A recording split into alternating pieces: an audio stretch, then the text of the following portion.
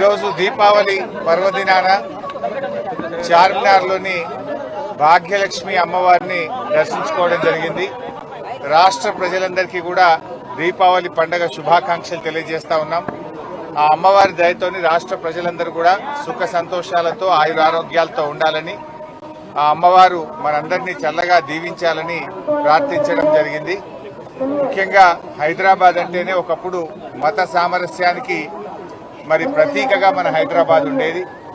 చార్మినార్లో భాగంగా భాగ్యలక్ష్మి అమ్మవారి దేవాలయం ఉండడం, హిందువులు ముస్లింలను గౌరవించడం, ముస్లింలు హిందువులను గౌరవించడం, ఒకరి పండుగను ఒకరి సాంప్రదాయాల్ని ఒకరు గౌరవించుకునే గొప్ప సంస్కృతి మన హైదరాబాద్కు ఉంది.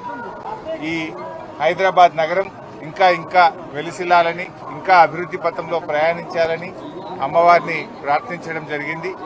అయితే ఈరోజు రాష్ట్రంలో మనం చూస్తూ ఉన్నాం, ఈ మధ్యకాలంలో పోలీసులకే రక్షణ లేకుండా పోయింది. మొన్ననే చూసాం, ఒక రౌడీ షీటరు ఒక పోలీస్ కానిస్టేబుల్ని చంపడం జరిగింది.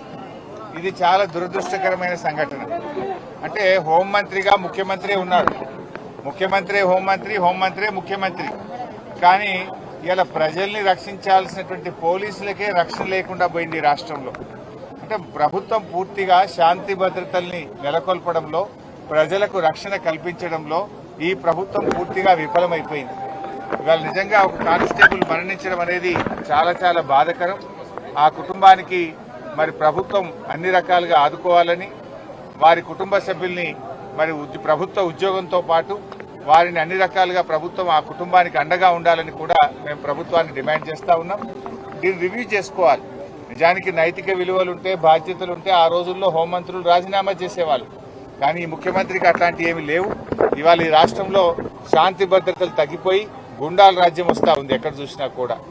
ఇలా ఇది అంతా కూడా కంట్రోల్ చేయాల్సినటువంటి అవసరం ఉంది.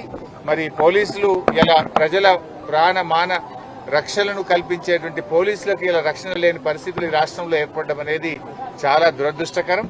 మరి అమ్మవారిని కూడా మేము ప్రార్థిస్తాం, రాష్ట్రంలో మరి ఇంకా శాంతి భద్రతలు నెలకొల్పాలి, రాష్ట్రంలో ఇంకా మంచి అభివృద్ధిలో ముందుకు సాగాలి అని చెప్పి అమ్మవారిని కూడా ప్రార్థిస్తా ఉన్నాం.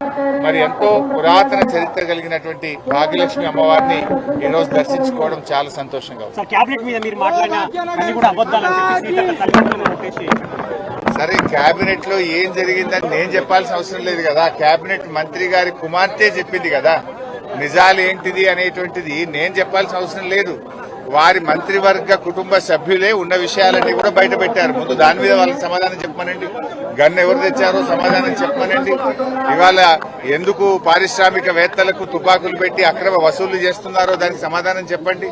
ఎండోమెంట్ ల్యాండ్ విషయంలో ఆవిడ చేసిన ఆరోపణల మీద ఒక సిట్ వేయండి, లేదా ఒక జ్యుడిషియల్ ఎంక్వైరీ కమిషన్ వేసి మరి న్యాయం మీద వాస్తవాలు బయటకు తెచ్చే ప్రయత్నం చేయండి. ఎందుకు దాన్ని హషప్ చేసే ప్రయత్నం చేస్తున్నారు?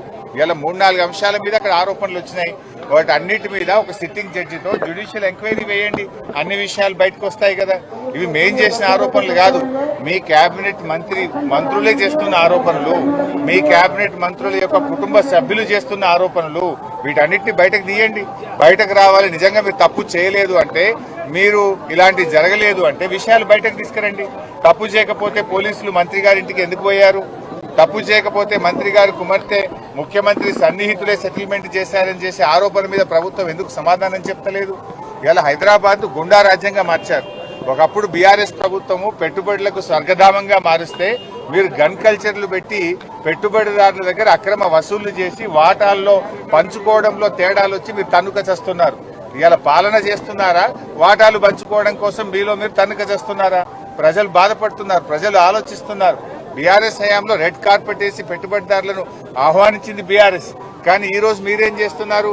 ఆ పెట్టుబడిదారులను తుపాకులు పెట్టి బెదిరించి ఒక గన్ కల్చర్ ని తెచ్చారు మీరు. ఆ రోజు మేమేమో అగ్రికల్చర్ ను పెంచాం, మీరేమో గన్ కల్చర్ ను పెంచుతున్నారు. మీకు మాకున్న తేడా అదే.